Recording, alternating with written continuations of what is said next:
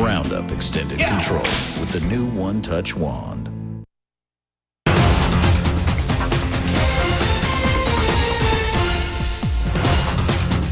It's 10 o'clock. We begin with breaking news out of Chandler. We are hearing about an officer-involved shooting in the area of Fry Road and Dobson. It's near the Santan 202. Stella is there tonight. Stella, what do we know at this point? Yeah, Carrie, well, this is very much an active scene right now. This is involving a police officer as well as another suspect. I'm going to move out of the way so you could take a look at the scene right now. Police tell me that at about 8 o'clock, they got a call about a man acting strange in this area. Well, when an officer got here, he pulled up to him. You can actually see his car right in the middle of the road. The officer then tries to talk to the suspect. The suspect shoots at the officer. The officer is not hurt. Then the officer shoots at the suspect. The suspect is hit. He is in the hospital tonight with non-life-threatening injuries. It is very early on in the investigation, but take a listen to what Chandler police are saying. We know that there were several shots fired.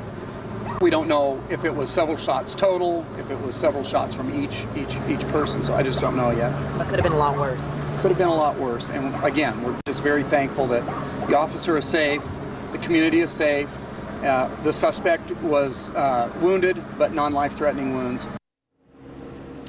Yeah, you know, this is a residential area, so while I've been out here, I see a lot of people walking their dogs. So as you heard from the officer, the good news is no one else was hurt. Again, the suspect in the hospital, non-life-threatening injuries, officer not hurt. We don't know what triggered the suspect to shoot at the officer, but right now this is a criminal investigation.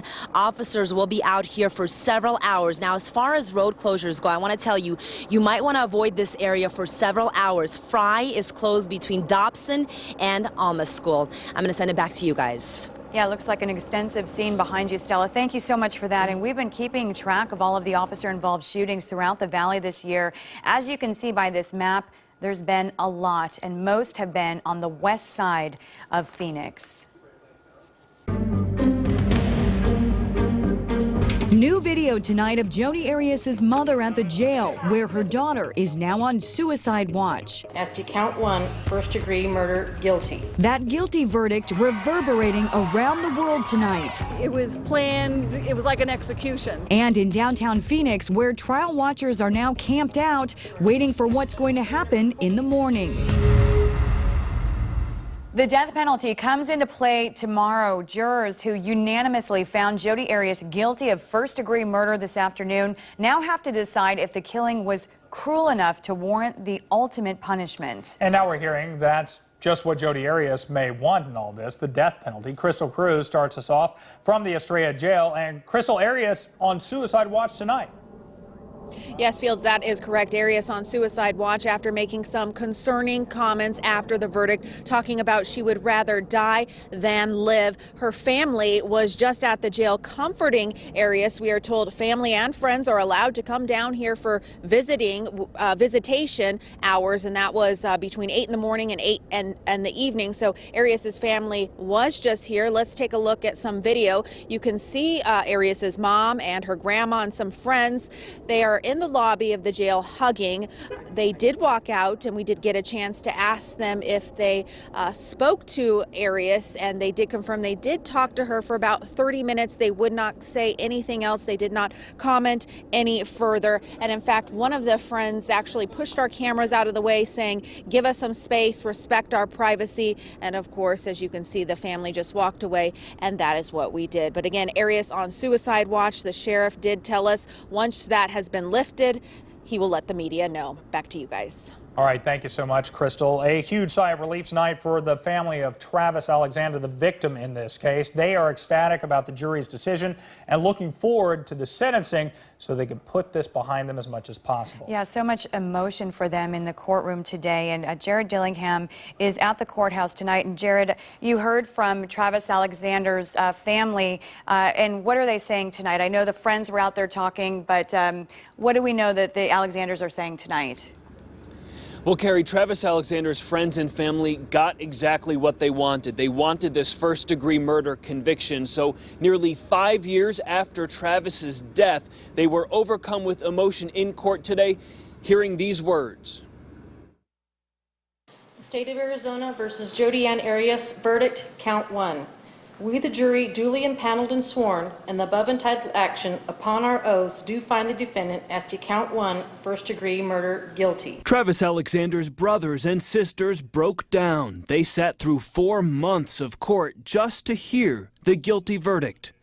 Jodi Arias choked up, listening to the clerk poll the jurors who believe she planned to kill her ex-lover. Meanwhile, outside, cheers from the huge crowd gathered to hear the verdict on the courthouse steps. Jodi Arias' family left quickly, out a back exit. Clearly emotional, they said nothing. Travis Alexander's family, who also used the back exit to avoid the crowd out front, had no comment either. Out front, Alexander's friends emerged after meeting with the family. Just give them hugs and congratulations. They finally got what they waited for 5 years. It won't be Travis back, but it's a step in the right direction. Walking away, he had a message for the 8 men and 4 women on the jury. Thank you. Thank you. Thank you for the jury. Other friends echoed that thanks and added their hopes for sentencing. That's what we wanted. We wanted first degree, and I know the family also wants the death penalty, so they're going to see it through to the end. So clearly the jury did not buy Jodi Arias' self-defense argument. We will see tomorrow as the sentencing phase begins how this ends up. Carrie, we'll send it back into you. Jared, are all those trial watchers still out there, or have they kind of cleared out at this point and they'll revisit this tomorrow? They cleared out of the front of the courthouse a couple hours ago and moved over to Cityscape, where HLN has a big stage set up for them. HLN just wrapped up their multiple hours of programming, so all the court watchers are heading home as well. All right, Jared, great job out there today. Thank you so much. And even after the sentencing, you can probably expect another trial, and this one will be the family of Travis Alexander versus Jodi Arias, a civil trial that, if found guilty, would make sure she can't make any money off the killing, even with her paintings. My firm will be filing a civil wrongful death suit in the near future. The siblings request that their privacy be respected, and they will not be making any further statements or interviews until the sentencing phase is complete. Yeah, they simply do not want her to make money after she is now a convicted murderer. It's going to be some time before the civil case ever goes to trial. You, as a taxpayer, will not be footing her defense bill on that one. And while we're talking about that sentencing phase, it can go one of 3 ways. One with Jodi Arias eventually able to get out of prison, one where she never does, and a third that ends with her being put to death. Our Christine LaCroix looking into the immediate future for Jodi Arias and what's next. Hey, Christine. Hi there, Fields. The immediate future is starting tomorrow. It's going straight into that sentencing hearing. Let me go ahead and give you a breakdown of how that process is going to work. First, the jurors are going to hear aggravating factors. Prosecutor Juan Martinez is going to try to determine whether or not, or is going to try to show the jurors that this murder was done in a particularly depraved or cruel way, and the defense will try to mitigate that. After that, the jurors have 2 options. If they find the aggravating factors, then the judge will, or if they do not find aggravating factors, the judge will dismiss them, and then she will sentence Jodi Arias to either life in prison without the possibility of parole or life with parole after 25 years. The second option for jurors is if they do find those aggravating factors, then the sentencing hearing will switch over to the death penalty phase. The jurors will then decide whether or not she will get the death penalty. That has to be unanimous. If not, Jodi Arias will get life in prison. Now, there is a possibility that Arias could take the stand during all of this. We just don't know if she's going to do that yet. Fields? All right, thank you very much for that, Christine. All new at 10 tonight, Mesa's police chief talking about this verdict. It was Frank Milstead's agency that did the investigation into the murder. He says he's very pleased with the work his men and women have done. Chief Milstead specifically pointed out lead detective Esteban Flores, seen on the stand in this particular video, and his quote, exemplary work.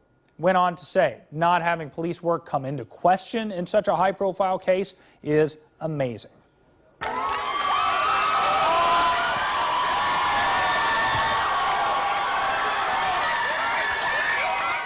A huge cheer erupted outside the courthouse today when word of the Jodi Arias verdict reached the crowd. Spectators who have followed the case these last 4 months were brought to tears, and for the most part, most of the crowd, those were all tears of joy. The jury got this verdict absolutely right, and it gives me just such gratitude to the jurors who really took this case seriously. Well, you can tell from the emotion, people felt personally invested in the outcome of this trial, and that's just the crowd outside the courthouse. A lot of these people ended up back at Cityscape to join in the big get-together. That's where the networks like HLN have set up shop. Natalie Brand found out why a murder trial drew such a party atmosphere. Well, the speculation out here is over, and tonight this crowd of court watchers has an answer and a verdict that they tell us brings them relief. We spoke to one woman out here who has been following this case since Travis Alexander's murder in 2008, and years later, she says justice has been served. We also spoke to Michael Ann Dillon, who didn't know Travis Alexander personally, but says she sat in court since day one and sympathizes with the Alexander family, who tonight is in her thoughts and prayers. And I'm thinking today that they'll be able to lay their heads on their pillow and go to sleep in peace, knowing that this person will never, ever be able to have contact with a person again. Wow, my prediction on the penalty phase. You know, one thing I've learned about criminal trials, don't predict, because usually the experts are wrong. In this case, they were right, but in so many other cases, they've been wrong. I don't know. Honestly, I think they will determine that it was cruel because it was cruel. I mean, how could you say that this killing was not cruel? But when it comes to the mitigation phase, I just wonder if maybe because this trial lasted more than 57 days, maybe because they developed some kind of relationship with her, no matter how bad, that it might be harder for them to sentence her to death. HLN anchor Jane Velez Mitchell has covered all of the nation's big trials, and she told me what stands out about this one is that the jury's decision dovetailed with popular opinion because this case has received so much media attention. People nationwide, even worldwide, have been talking and weighing in on this case. Back to you.